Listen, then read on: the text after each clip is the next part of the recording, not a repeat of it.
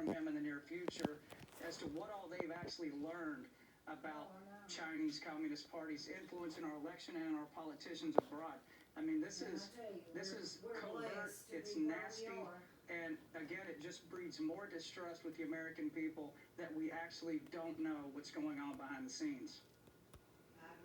You know, Dagan, it seems like the proper response to being compromised by the Chinese Communist Party would turn around and be tougher on them. And yet this year we've seen Congressman Swalwell, defending China and, saying it's racist to call the coronavirus the Chinese virus. That's what he's focused on at this point. I think everybody in Congress needs to understand that China, at any cost, using any means necessary, wants to destroy the United States. China, the Communist Party, wants to become the #1 superpower in the world, both militarily and economically.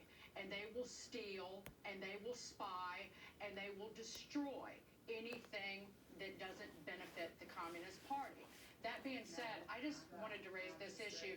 Eric Swalwell's dad and his brother, until Wednesday, were still friends on Facebook with this spy. And after earlier Wednesday, and this is according to reports, earlier Wednesday they were still friends with this spy.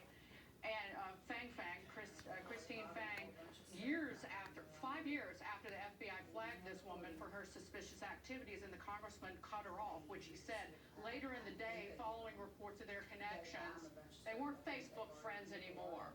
You don't call your dad, just being a country girl, you don't call your dad and your bro on the phone and say, hey, this woman's a spy. If you're friends with her on Facebook, maybe that's not a good idea. I'm in Congress, I'm on the House Intelligence Committee. Yeah, Harrison, that's the big question here, is how is it that Congressman Swalwell was on the Intelligence Committee? There's some controversy now, Nancy Pelosi saying that they were all briefed about the situation, they didn't have any concerns, but now you have Republicans pushing back saying they weren't briefed about it. Lots of calls for him to step down from that committee. Look, I like something that John said. John was talking about Radcliffe and going through the proper channels to get the information. There is a lot of pressure on Eric Swalwell to speak up and say what he knew and what he knows. I don't know how much of that material might even be classified from that investigation. I think going through a very high-level, proper channel now is really important and critical, since it looks like, Katie, as you're pointing out, some important folk were left out of the mix. I don't know if we want to get all of it from Congressman Swalwell, who didn't even have the heads up enough to call his relatives to get him off Twitter with Ms. Fang. I would say this, and I don't often quote Napoleon Bonaparte, because, whoever has a chance to do that. But centuries ago, when he said, when you wake China, you so shake the world. I know we're compelled and just like, it's like a shiny object. Woke, woke, woke. We got to be woke about China and about enemies that want to hit us. And so if there are vulnerable people on the Hill, let's find out what makes them so. What made Eric Swalwell a target? Did he know? Why did the FBI have to tell him? Were there some obvious things he was doing and didn't take heed? I have a lot of questions. I don't know if I want to get them all from him, though. Yeah. Marie, don't you think that the congressman could clear a lot of this up by calling for a declassification of some of the details of this investigation? He won't have a reason to come over. Sure. I'm happy to see all of the details. Some of them are classified, I'm sure. Most of them are and may involve sources and methods, so we know we can't put all of those out publicly.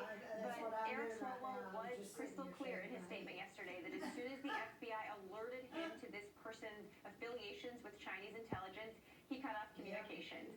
Your family members being Facebook friends with someone is not evidence that you were compromised. And there's no evidence that Eric Swalwell did anything regarding his role in Congress or on the intelligence community that was in any way impacted by this donor. As I said yesterday, members of Congress have tens of thousands of donors.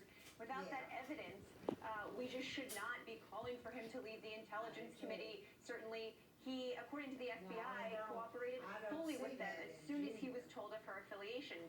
So look, Donald Trump asked the head of the Chinese Communist Party to help him win re-election this year.